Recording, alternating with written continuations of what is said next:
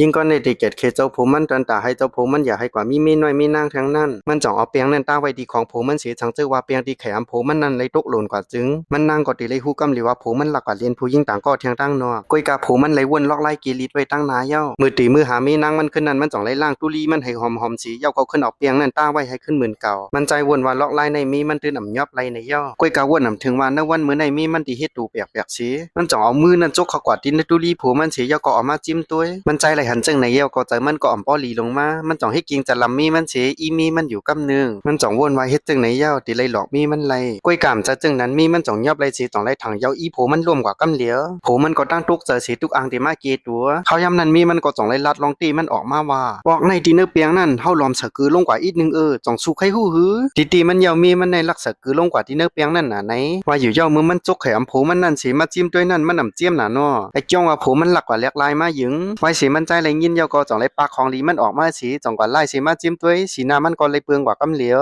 กำนั้นมีมันก็จ่องไล่ท่าหลาผู้มันกำเหลียวอยู่เย้าลองตั้งมันมาถึงปอดันหน้าเย้าก็ผู้มันก็อ่ำกิริดดูกว่าทางเย้าตอนตาให้มีนางมันป่องเจอที่เนื้อมันนั่นมันจ่องออกกว่าที่เฮิรนหลังในเย้าก็อ่ำเอาหมวยเงินคำอีสังสิจื้อสีเมียวกำนั้นมันจ่องไล่ถอดซื้อคู่มันออกตั้งสิงตั้งมัวสีมีมันจิ้มเปียงตีไข่หำผู้มันนั่นก้วยมันจ่องไล่ฮู้ว่าผู้มันอ่ำยุตัวมันสีเย้าก็ซุบเขา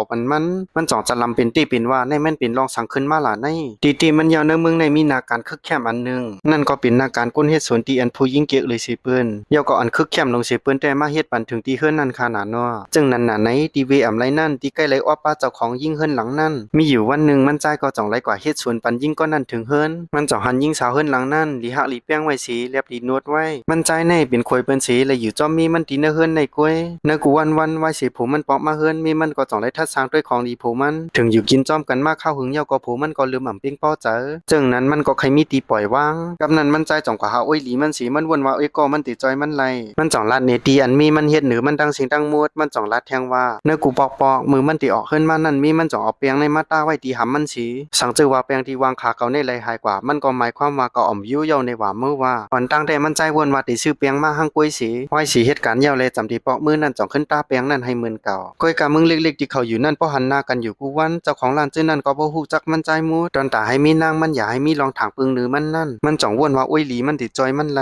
ตอนตาลองใจเทียมนั่นมันใจติดสอนปันล็อกไล่ตีเมยิงจ้อยให้เมยิงหักปันอ้อยก็มันไหนเย้าอ้อยก็มันไหนยินจึงนั้นเย้าก็จ่องไล่ตอบโอเคกำเหลียวมันใจจ่องวนว่าเฮ็ดจึงไหนเย้าเดี๋ยวมีลองสุกยุงมาจอมดีหลังก้อยกะวนนำถึงชีอิดว่าเฮ็ดปดันหน้าเย้าก็มีมันตุกยอบเลยอยู่วันนั้นมีมันก็จ่องไล่สักกือลงกว่าที่เนื้อเปียงนั่นไว้สิผมมันเปาะมาเผียวเฮิรนมีมันก็จ่องไล่คอกจิ้มด้วยกำเหลียวก้อยกะมีน้ำหวานน้ำเจียมหำผมมันเหมือนกูเปาะนั่นมันจ่องฮู้เอาลีว่าผมมันไหลเรียกลายเปียงเย้าก็เปิดลองตั้งหนังในเย้ามันใจก็อำฮัดกว่าต่อหน้ามีมันเทียงตอนตาได้ใช้แดนขึ้นตั้งพิษดูเจ้าเก่าที่เลยเฮ็ดลงกว่านั่นมันจ่องถอดชื่อโคมันต่อหน้าก้นตั้งนำชีเย้าก็ยิบจองที่กันมันเหลียวนั่นไปลงออกกว่าตอนตาได้กีรีดขึ้นตั้งพิษดูเจ้าเก่าเย้าก็มันใจจ่องตั้งใจเฮ็ดนี้ว่าเตรียมหักหลังมีมันกว่าเทียงเนื้อจัดปานตั้งนาในเย้ากูก็หันถึงจึงหือพองคันเนื้อจึงหูในคาว่าเตตาแก่อยู่เมี้ยวหนึ่งก่อนคาออล็อกไล่อันในสังเจอว่าเพิ่มีเจ้าโพอำเป้าหยุ่มเจอเขาในจึงจ้ามเฮ็ดด้วยล็อกไล่อันในคานอกูก็หันถึงจึงหือก็ปันคอมเมนต์มาตั้งเตอในเลยคาออ